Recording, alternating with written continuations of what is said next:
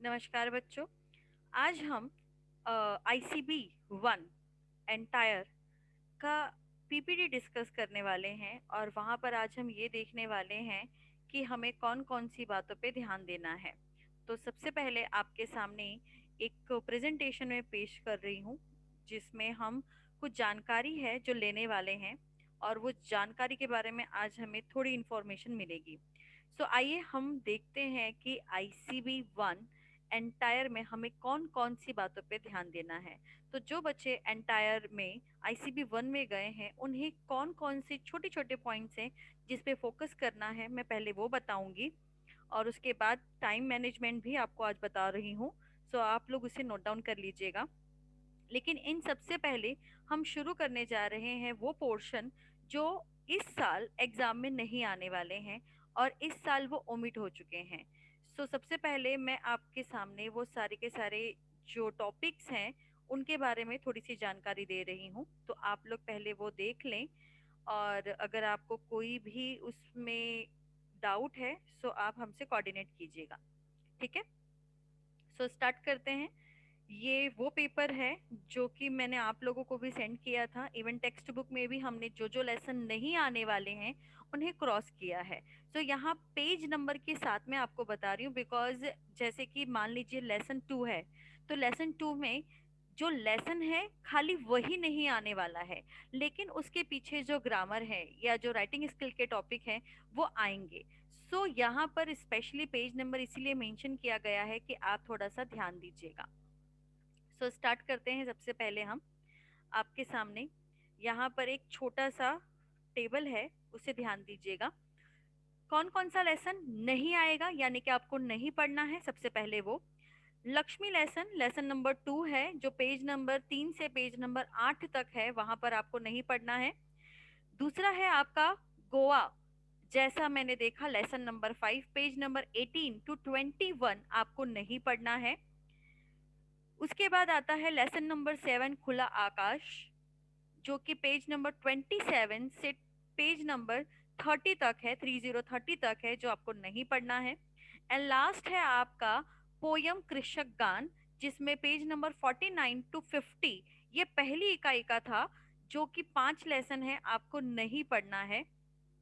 Sorry 4 lesson है जो आपको नहीं पढ़ना है पहली इकाई से, और दूसरी इकाई से आपको 2 टॉपिक ओमिट हुआ है जिसमें लेसन 3 है श्रम साधना page number 58 to 63। Then last है आपका पोयम नंबर 8 अपनी गंध नहीं बेचूंगा पेज नंबर 80 टू 81। इतना सब कुछ जो है वो आपको नहीं पढ़ना है। वापस कह रही हूँ, सिर्फ और सिर्फ लेसन या पोयम आपको नहीं आएगा, लेकिन उनके पीछे जो टेक्स्ट बुक में क्वेश्चन के अंदर जो बेसिक ग्रामर है या जो ग्रामर के टॉपिक हैं या कोई राइटिंग स्किल का टॉपिक है वो आपको एग्जाम में वहां से पूछा जा सकता है। सो प्लीज आप इसको अच्छे से देख लें, नोट डाउन भी कर सकते हैं, आप चाहे तो स्क्रीनशॉट भी ले सकते हैं, जैसा आपको ठीक लगे। बट इतना याद रखिएगा कि आपको यहाँ पर इन सारे लेसन्स को इग्नोर करना है, इस साल एग्जाम में नहीं आने वाले हैं। ओके, सो इनके अलावा आपको और कौन कौन सी बातों पे ध्यान देना है मैं वो वहां पर शेयर करने जा रही हूँ। तो चलिए हम वहां से शुरू करते हैं। तो सबसे पहले आपको बता दूं कि आईसीबी वन में हमें कौन कौन सी बातों पे ध्यान देना है। ओके, सो स्टार्ट करने से पहले ओके, सो स्टार्ट करते हैं यहाँ से हम। ये है आपका पेपर प्रेजेंटेशन जो आईसीबी वन के लिए है। सो आईसीबी वन में हमें कौन कौन सी बातों पे ध्यान देना है ये न्यू पेपर पैटर्न के हिसाब से है। सो आपको यहाँ पर कौन कौन सी बातें ध्यान देनी है वो मैं बता रही हूँ।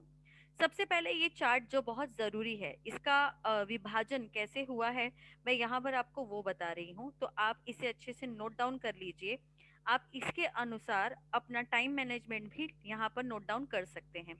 सो स्टार्ट करते हैं। सबसे पहले अंक विभाजन, ये आपको 5 हिस्से में डिवाइड करके मिला है। जैसे कि पहला हिस्सा है आपका गद्य खंड, गद्य अर्थात लेसन सेक्शन के लिए कहा गया है। दूसरा है पद्य यानी कि पोयम सेक्शन है। तीसरा है पूरक पठन जिसे हम आरआर भी कहते हैं। चौथा है व्याकरण यानी कि ग्रामर। एंड लास्ट वन है आपका रचना विभाग यानी कि राइटिंग स्किल का सेक्शन। सो यहाँ पर आपको कितने अंक के लिए आएंगे और कितने पार्ट्स में आपको ऑप्शन दिए गए हैं और कितने मार्क्स के आपके पास ऑप्शन है यहाँ पर वो भी बता रही हूँ। साथ ही साथ मैं यहाँ पर आपको हर एक हिस्से का यानी कि हर एक विभाग का कितना मिनट लगना चाहिए वो भी आपको बताऊंगी। सो आप प्लीज वो भी यहाँ पर देख लीजिएगा। तो सबसे पहले स्टार्ट करते हैं lesson section. Lesson section exam में आप लोगों को आता है 20 मार्क्स के लिए, और 20 मार्क्स के लिए आप लोगों को यहाँ पर कुछ चीज़ों पे ध्यान देना है जो हम आगे देखेंगे। लेकिन ये कितने मार्क्स के लिए है? 20। और इसके लिए अगर मैं समय सीमा निर्धारित करूं तो मुझे ऐसा लगता है कि यहाँ पर 40 मिनट का समय इनफ है। आप 40 मिनट यहाँ पर अगर देते हैं तो आपका इजीली पेपर टाइम पे पूरा हो जाएगा। बिकॉज एंटायर वालों के लिए सबसे बड़ी दिक्कत यही होती है कि टाइम पे हमारा पेपर पूरा नहीं होता है। सो टाइम पे पेपर कैसे पूरा किया जाए उसके लिए बहुत ज़रूरी है टाइम मैनेजमेंट। इसीलिए टाइम मैनेजमेंट के लिए मैंने स्पेशली आपको यहाँ पर बताया है। दूसरा आता है आप लोगों का पोयम सेक्शन। जो पोयम सेक्शन है यहाँ पर पोयम सेक्शन के लिए स्पेशली कहूंगी कि अधिक समय हमारा जाता है। लेकिन अगर मैं टाइम की बात करूँ तो 20 मिनट के अनुसार अगर आप चलेंगे तो आपका इजीली पोयम सेक्शन हो जाता है। बिकॉज पोयम में सिर्फ आपको दो ही पैसेज दिया जाता है और दोनों ही सीन होते हैं और आपने पहले पढ़े हुए हैं, उसका भावार्थ भी आपको आता है। इस वजह से क्या हो जाता है उसमें आपका समय जो है वो थोड़ा सा खिंच जाता है। सो 12 नंबर के लिए आप 20 मिनट यहाँ पर सुरक्षित रखिए अपने कविता के लिए। आप चाहें तो टाइम आगे पीछे कर सकते हैं। ये मेरा अनुमान मैंने आपको बताया है कि इतना मिनट लगना चाहिए, बट ये बिल्कुल भी जरूरी नहीं है कि आप इतने मिनट में ही लिखें। आप कोई भी समय आगे पीछे कर सकते हैं। तीसरा आता है आपका पूरक पठन यानी कि आरआर सेक्शन। आरआर एग्जाम में 8 नंबर के लिए है, जिसके लिए 15 मिनट का समय मुझे लगता है कि अच्छा है और इजीली आपका हो जाएगा। मैं आपको एक चीज और बता दूं कि जो आरआर सेक्शन है वहां पर ज्यादा समय कभी कभी नहीं लगता है। मतलब जैसा दिख रहा है वैसा समय नहीं लगता है। मतलब अगर 8 नंबर के लिए आप अटेंड कर रहे हैं तो मुझे ऐसा लगता है कि इजीली आपका 10 मिनट में पूरक पठन हो जाता है। बट फिर भी सेफ साइड हमने 15 मिनट आपको यहाँ पर सोचा है कि आप 15 मिनट में इसे लिख लीजिएगा। फिर आता है आपका अगला सेक्शन जो है ग्रामर। ग्रामर के लिए 14 नंबर का अगर ग्रामर है तो 14 मिनट ही लगना चाहिए, क्योंकि 1 नंबर के क्वेश्चन के लिए 1 मिनट समय इनफ माना जाता है। लेकिन फिर भी आप इसके लिए एक क्वेश्चन के लिए 2 मिनट का समय भी लेंगे तो भी आपका पूरा हो सकता है। बट यहाँ पर एक चीज और ध्यान देना है आपको कि जो 6 नंबर है वो विकल्प है यानी कि ऑप्शनल क्वेश्चन है। सो आई रिक्वेस्ट, मुझे ऐसा पर्सनली फील होता है कि जो ऑप्शनल है ग्रामर में वो जरूर अटेंड करना चाहिए। अगर हम कट टू कट अटेंड करेंगे ना तो क्या हो जाता है कि कभी कभी हमारे स्पेलिंग मिस्टेक या कोई सिली मिस्टेक की वजह से हमारा कुछ छूट जाता है तो हमारे मार्क्स कट हो जाते हैं। लेकिन अगर हमने एक्स्ट्रा क्वेश्चन अटेंड किया है तो वो कहीं ना कहीं हमारा बैकअप का काम करता है और जो थोड़ा बहुत हमने समय कम किया है वो वहां पर हमें मिल जाता है। ठीक है। सो आप यहाँ पर पूरे के पूरे क्वेश्चन अटेंड कीजिएगा। 14 मार्क्स का तो कीजिएगा ही और 6 नंबर का एक्स्ट्रा क्वेश्चन भी अटेंड कीजिएगा। इसके लिए 30 मिनट का समय इनफ है। एंड लास्ट वन है आपका रचना विभाग यानी कि राइटिंग स्किल सेक्शन, जिसके लिए 26 मार्क्स आपको दिए जाते हैं यानी कि 26 नंबर का आपको आता है राइटिंग स्किल सेक्शन, जिसमें 24 नंबर आपको ऑप्शनल दिया गया है यानी कि एक्स्ट्रा क्वेश्चन है 24 नंबर के। सो टोटल अगर देखा जाए तो 80 नंबर का पेपर आपको लिखना है, जिसमें प्लस 30 नंबर का आपको एक्स्ट्रा मटेरियल भी दिया गया है। सो आपके पास सुनहरा अवसर है कि आप इनका अच्छा बेनिफिट उठा सकते हैं। यहाँ पर 40 मिनट लेसन सेक्शन के लिए, 20 मिनट पोएम सेक्शन के लिए, 15 मिनट आरआर सेक्शन के लिए, 30 मिनट ग्रामर के लिए और 55 मिनट यानी कि अप्रोक्स 1 आवर आप दे रहे हैं अपने राइटिंग स्किल के लिए। अगर इन सभी को मैं मिलाऊं तो इजीली हमारा जो टाइम है वो 160 मिनट तक हो जाता है। तो 3 घंटे के हिसाब से अगर आप देखें तो भी आपके पास 15 से 20 मिनट का समय बच रहा है। 20 मिनट का समय अगर आपका 15 मिनट का समय जो भी आपका बच रहा है उसमें आप अपना पेपर प्रेजेंटेशन, पेपर में जो मिस्टेक है या फिर जो भी आपका प्रेजेंटेशन है वो आप अच्छे से कर सकते हैं। साथ ही साथ आप अपने पेपर को एक बार अच्छे से रिवाइज भी कर सकते हैं। सो जब भी आप ये टाइम मैनेजमेंट को फॉलो करते हैं तो आपका पेपर टाइम पे पूरा होता ही है। बिकॉज एंटायर बैच में सबसे बड़ा इशू यही होता है कि मैम आता है बट पेपर छूट जाता है। सो पेपर नहीं छूटने के लिए आप ये टाइम मैनेजमेंट जो है अगर उसे फॉलो करते हैं तो आपका टाइम अच्छे से यूटिलाइज होगा, आपका पेपर अच्छे से डन होगा। एक चीज और स्पेशली मेंशन करना चाहूंगी कि ये टाइम मैनेजमेंट मैंने मेरे अनुसार दिया है, बट ये जरूरी नहीं कि आप इसे ही फॉलो करें, आप किसी में भी अपना समय आगे पीछे कर सकते हैं। सो आप इसे ध्यान दीजिएगा तो आपका अच्छे से पेपर डन हो जाएगा। ओके, अब आपको दिखाते हैं इसके आगे आपको क्या करना है। ये है आपका पेपर जो नई पत्रिका के अनुसार है। यहाँ पर 3 घंटे का समय आपको दिया गया है। 80 नंबर का पेपर है, 20 नंबर आपको इंटरनल होते हैं, सो आपको स्कूल से मिल जाते हैं। सो यहाँ पर आपको एक बार जस्ट फटाफट रिवाइज करा रही हूँ। वैसे तो आपने इतने पेपर्स लिखे हैं तो आपको आइडिया है कि हमें पेपर में क्या क्या आता है। सो सबसे पहले क्वेश्चन नंबर 1 है जिसमें पठित यानी कि सीन पैसेज आता है, और वो सीन पैसेज आपको आता है 8 नंबर के लिए, जिसमें आपको 2 नंबर का स्वमत, 2 नंबर का आपको आता है व्याकरण, और 4 नंबर के लिए आपको आती है कृतियां। मैं आपको वो भी एक बार दिखा दूंगी। दूसरा आता है प्रश्न क्रमांक 1 का आ, वो भी आपको पैसेज जो है वो सीन ही आता है। उसमें भी आपको 8 नंबर के लिए क्वेश्चन पूछे जाते हैं। सेम चीज है, 2 नंबर का स्वमत, 2 नंबर का ग्रामर, और 4 नंबर का आपको आता है कृतियां।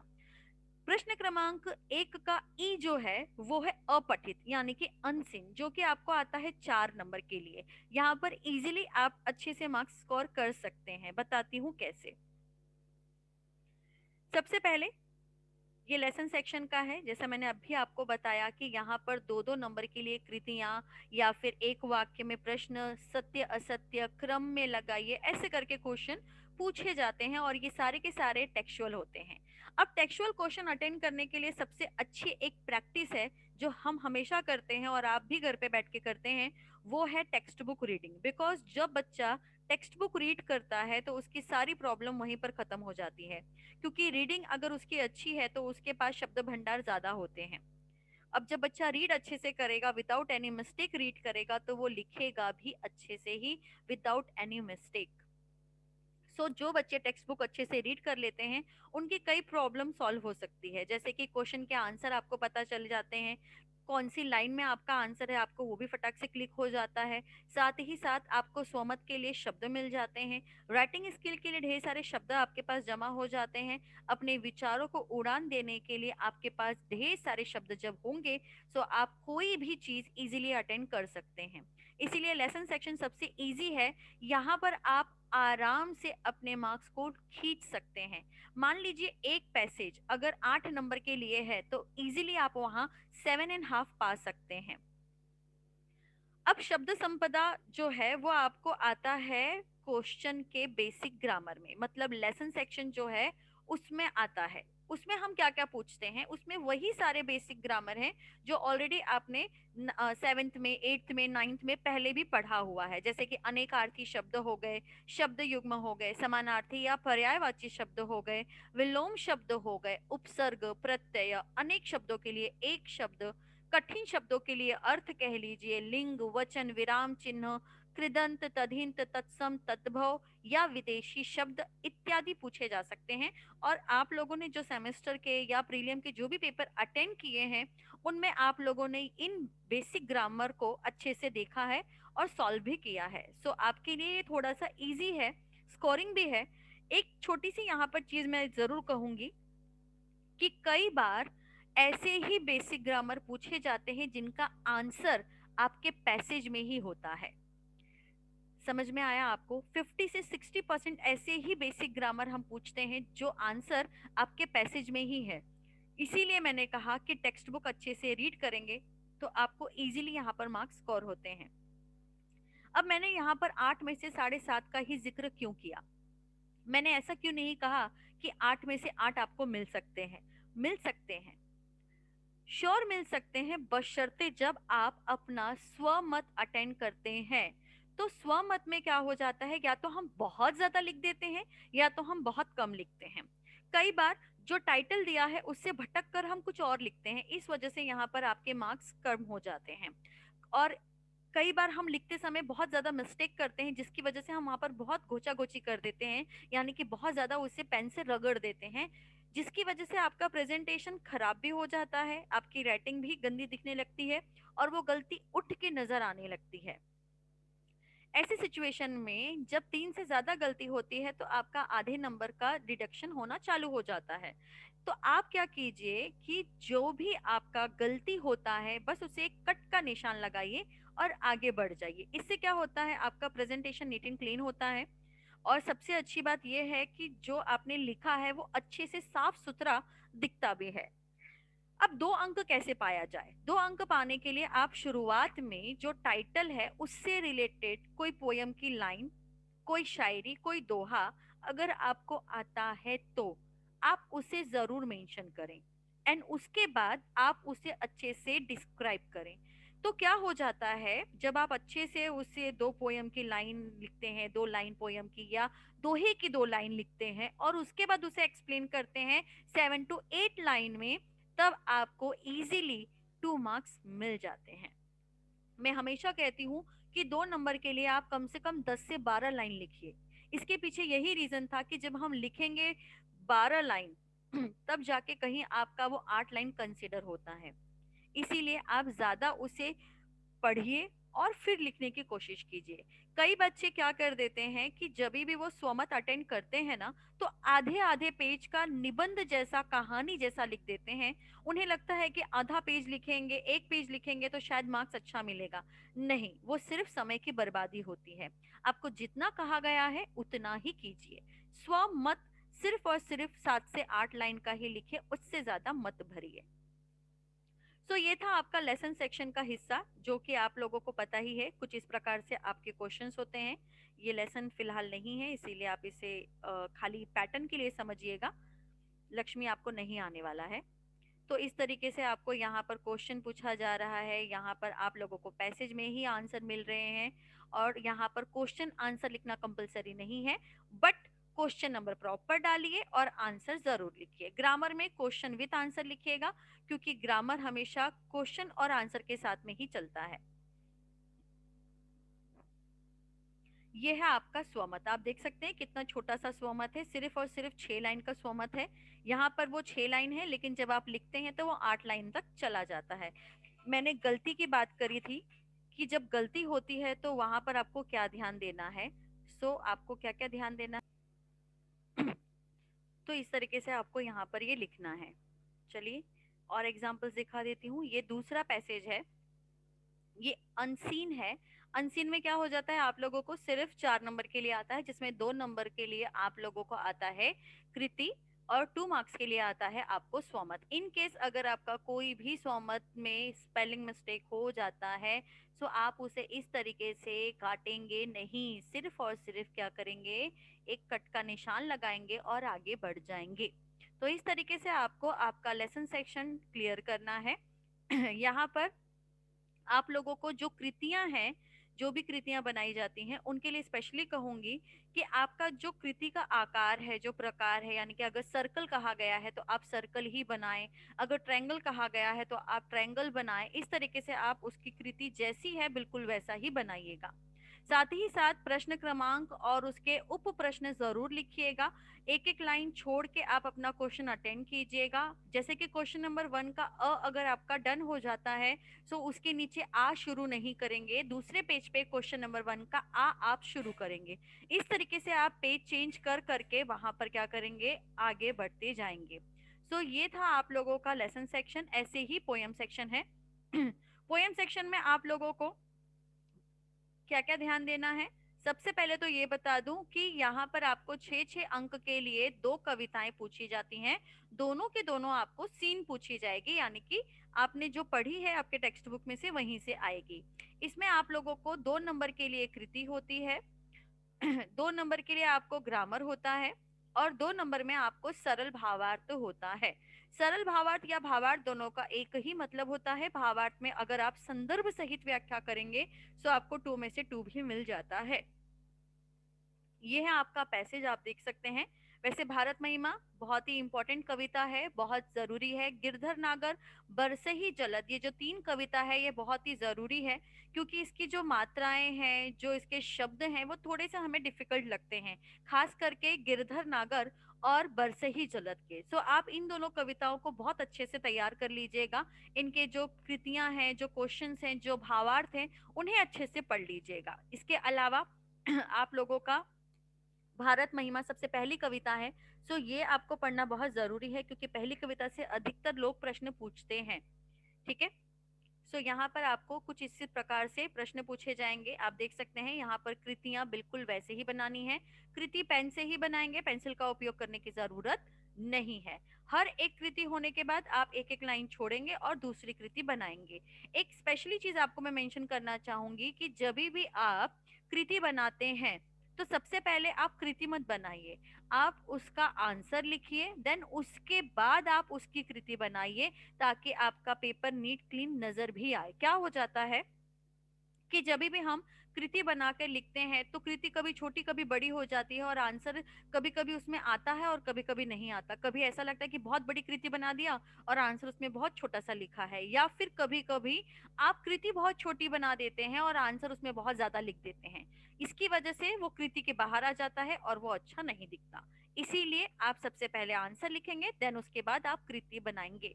कृति भी आप फ्री हैंड बनाएंगे, लेकिन नीट एंड क्लीन बनाइएगा, अच्छे से बनाइएगा। ऐसा नहीं कि आड़ा टेढ़ा बना दीजिएगा। आप स्क्वायर भी बना रहे हैं तो उसे ट्रायंगल शेप दे रहे हैं, बिल्कुल ऐसा नहीं चलेगा। अगर आप उसे नीट क्लीन बनाएंगे तो आपका पेपर बड़ा अच्छा जाएगा। सो इस तरीके से आपको ध्यान देना है अपनी कविताओं पर, कि आपको कौन कौन सी कविताएं हैं, उन पे क्या क्या फोकस करना है। अब शुरू करते हैं आपका आरआर से। पोयम सेक्शन के बाद आता है आपका तीसरा भाग, जो है पूरक पठन, 8 अंकों के लिए। यहाँ पर आपको 2 पैसेज पूछे जाते हैं, एक पोयम से रिलेटेड और एक लेसन से रिलेटेड। यहाँ पर आप लोगों को 2 नंबर के लिए कृति और 2 नंबर के लिए स्वमत पूछा जाता है। वहां पर आपको अच्छे से अपना प्रेजेंटेशन देना है, जैसा आपको मैंने शुरुआत में बताया था। यहाँ पर आपको पंक्तियों से रिलेटेड यानी कि पोयम से रिलेटेड पूछा जाएगा। 2 अंक के लिए आपको प्रश्न पूछे जाएंगे और 2 अंक के लिए आपको अभिव्यक्ति यानी कि स्वमत पूछे जाएंगे।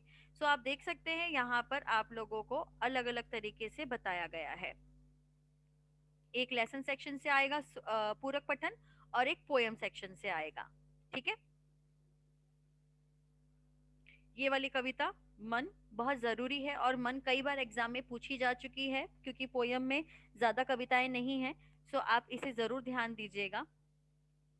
एक तो हम धरती की संतति हैं, वो भी 2-3 बार एग्जाम में पूछा जा चुका है। जो लास्ट 5 साल के पेपर से अगर आप वो देखेंगे तो आपको अधिकतर यही दोनों कविताएं देखने को मिल जाएंगी।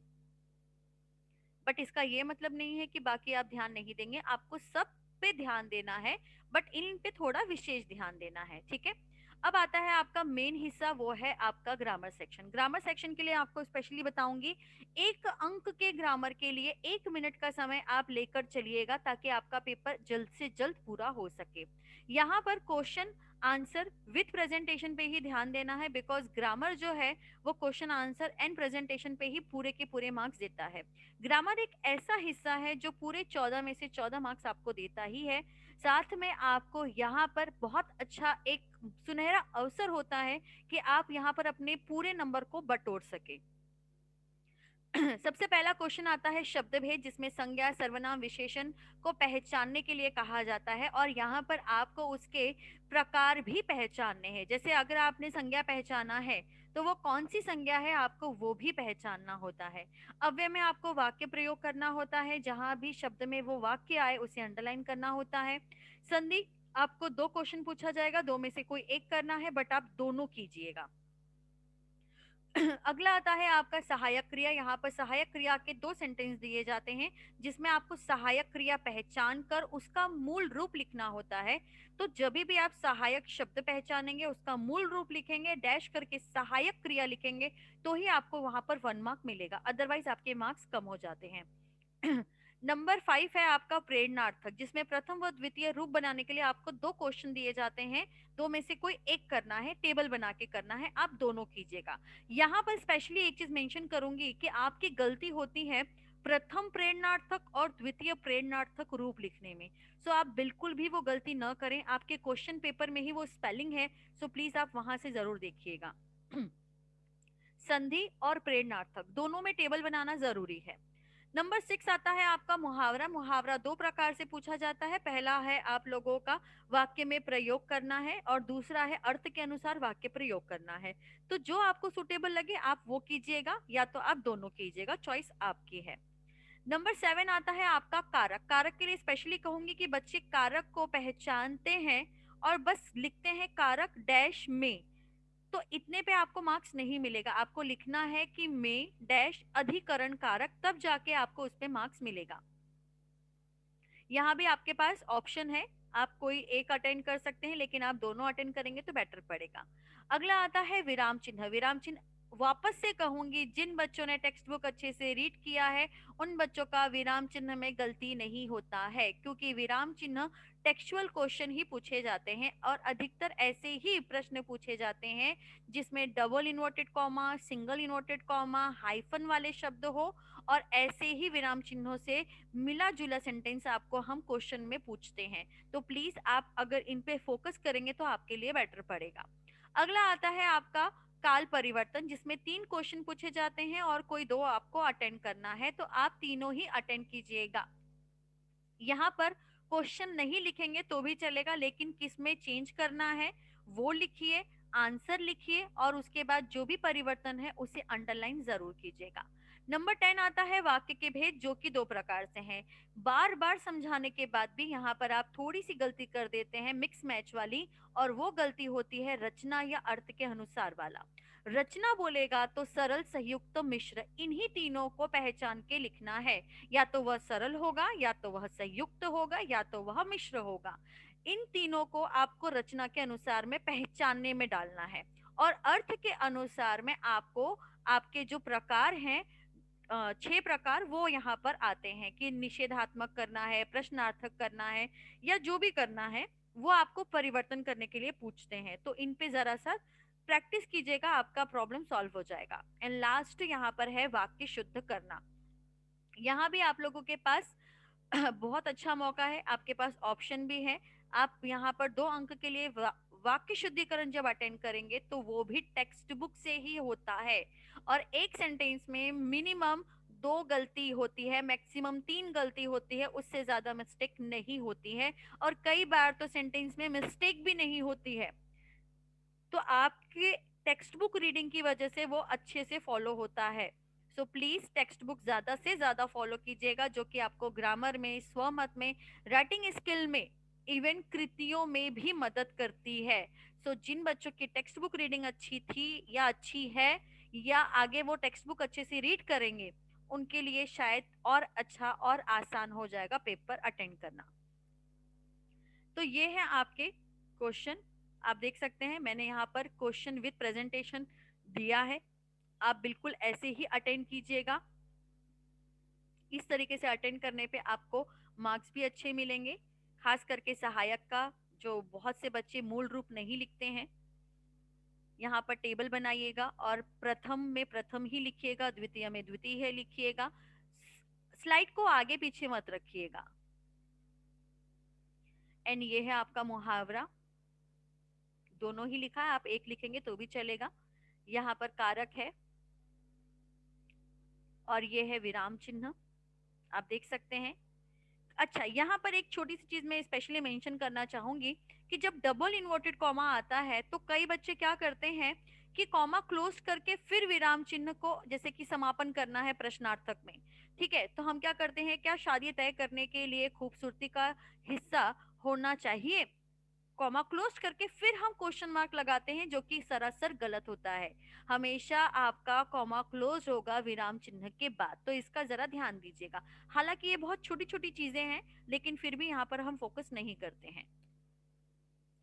और ये है आपका काल, यहाँ पर सामान्य भूतकाल का मैंने देखा है भाई, बहुत बच्चे सामान्य भूतकाल में घाई करके था थी लगा देते हैं। बेटा, सामान्य भूतकाल में कभी भी था थी थे का प्रयोग नहीं किया जाता है, तो जरा उस पे ध्यान दीजिएगा। साथ ही साथ आप लोग सिर्फ और सिर्फ सामान्य भविष्य काल लिखेंगे तो भी चलेगा, अपूर्ण पूर्ण भविष्य काल मेंशन नहीं करने की जरूरत है। लगे तो कीजिए, बट मुझे ऐसा लगता है कि जरूरत नहीं है। ये है आपका रचना के अनुसार आप देख सकते हैं, और ये है आप लोगों का परिवर्तन। वाक्य शुद्धिकरण बहुत ही आसान है, देख सकते हैं कितनी छोटी छोटी सिली सिली मिस्टेक है यहाँ पर। खाली रहेगा और रहेंगे इतना ही यहाँ पर चेंज हुआ, ऐसा और ऐसे ही दो ही मिस्टेक है। फिर सेकंड वाला देखिएगा, वहां पर के की जगह को इस्तेमाल किया है, बस। अब आता है आपका रचना विभाग, जो कि 26 अंक के लिए है, 26 मार्क के लिए, और ये बहुत बड़ा नंबर होता है। और अनफॉर्चुनेटली हम यहाँ पर घाई घाई करके लिखते हैं, और ये हिस्से में कई बार हम पेपर छोड़ भी देते हैं या छूट भी जाता है। सो स्पेशली आई रिक्वेस्ट कि आप लोग इस पे जरा ज्यादा ध्यान देंगे, और कुछ भी हो जाए पेपर छूटे नहीं, इसका जरा ध्यान दीजिएगा। जो भी आपको समझ में आता है, जितना आपको समझ में आता है, प्लीज आप उतना जरूर लिखिएगा।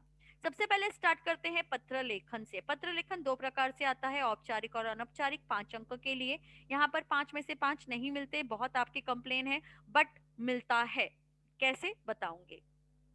आकलन 4 अंक के लिए है, यहाँ पर 4 में से 4 आपको पूरे मिल जाते हैं। वृत्तांत और कहानी में आपको चॉइस करने के लिए कहा जाता है, आप चाहे तो वृत्तांत अटेंड करें या तो कहानी अटेंड करें, लेकिन पर्सनली अगर मुझे पूछा जाए तो मैं कहानी के लिए प्रिफर करूंगी, बिकॉज कहानी इजीली हम पका सकते हैं, वहां पर हम अपने विचारों को उड़ान दे पाते हैं। वृत्तांत में कट टू कट जाना होता है, जो कि थोड़ा डिफिकल्ट हो जाता है।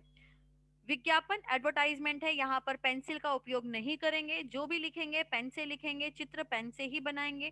अगर आपकी ड्राइंग खराब है तो आप ड्राइंग नहीं बनाएंगे तो भी चलेगा, बट उसमें अच्छे से प्रेजेंट कीजिएगा। अगला आता है आपका निबंध लेखन। यहाँ पर 3 में से किसी एक को आपको चूज करके लिखना है, 7 अंक के लिए। आप सोचिए, 1 नंबर के लिए, 2 नंबर के लिए हम कितनी मुशक्कतें करते हैं, लेकिन 7 नंबर के लिए हमारी कोई प्रैक्टिस ही नहीं होती है। तो जरा सोचने वाली बात है कि जो हमें ज्यादा मार्क्स देने वाला है उसकी तैयारी हम नहीं करते हैं। हम 1-2 नंबर के पीछे इतने पागल हो जाते हैं कि 7 नंबर के जो एक सुनहरा मौका है उसे इग्नोर कर देते हैं। तो प्लीज आप जरा इस पे भी ध्यान दीजिएगा। यहाँ पर आप 1.5 पेज अच्छे से लिखिए। शुरुआत में कोई कोटेशन की लाइन डालिए, वो भी हिंदी की। बीच में आप चाहें तो अदर लैंग्वेज डाल सकते हैं, बट उसे हिंदी में आपको एक्सप्लेन करना पड़ेगा। तो आइए दिखा देती हूँ। जैसे कि एक क्वेश्चन है यहाँ पर, एक छोटा सा अपडेशन में करना चाहूंगी, जो कि मैंने आपको पढ़ाने के टाइम में भी कहा था, कि जब भी हम जिसे भी पत्र लिखते हैं उसका दिनांक उस दिन का डालेंगे, सेवा में उसका पोस्ट, उसका एड्रेस, उसका पिन कोड, एंड उसका ईमेल आईडी भी डालना है। प्लीज आपको वापस बता रही हूँ, आप लोगों को अगर याद नहीं है तो याद कर लीजिएगा कि जब हम पत्र लिखते हैं तो वो ई पत्र लेखन होता है। सो ईमेल लिखना बहुत जरूरी होता है। आप पत्र लिख रहे हैं उसका भी ईमेल होना चाहिए, और जिसको पत्र लिखे हैं उसका भी ईमेल आईडी होना चाहिए। सो इसके फॉर्मेट भी मैंने आपको पढ़ाते टाइम में बताए थे, और आप प्लीज उसे ध्यान रखिएगा कि आपको दोनों का ईमेल आईडी लिखना ही है, चाहे पत्र पाने वाला हो चाहे पत्र लिखने वाला हो। उसके बाद विषय लिखेंगे, माननीय महोदय लिखेंगे। फिर 3 पैसेज में अपना पूरा बात लिखेंगे, इंट्रोडक्शन फर्स्ट में, सेकंड में मैटर, एंड थर्ड में आपको उनसे क्या चाहिए, आप उनसे क्या निवेदन कर रहे हैं। लास्ट में लिखेंगे, कष्ट के लिए क्षमा प्रार्थी, धन्यवाद भवदीय, और अपना सही यानी कि ऑटोग्राफ जिसे हम कह सकते हैं, बट यहाँ पर हिंदी है तो आप अपना नाम लिखेंगे तो भी चलेगा। 1 लाइन लीव कीजिएगा, फिर प्रेषक लिखिएगा, और उसके बाद अपना वापस से नाम, पता, एड्रेस के बाद ईमेल आईडी आप देख सकते हैं यहाँ पर दिया है। जब इस तरीके से आप लिखते हैं तो आपको यहाँ पर विदाउट एनी मिस्टेक अगर आप लिखते हैं तो आपको 5 में से 5 भी मिल जाता है।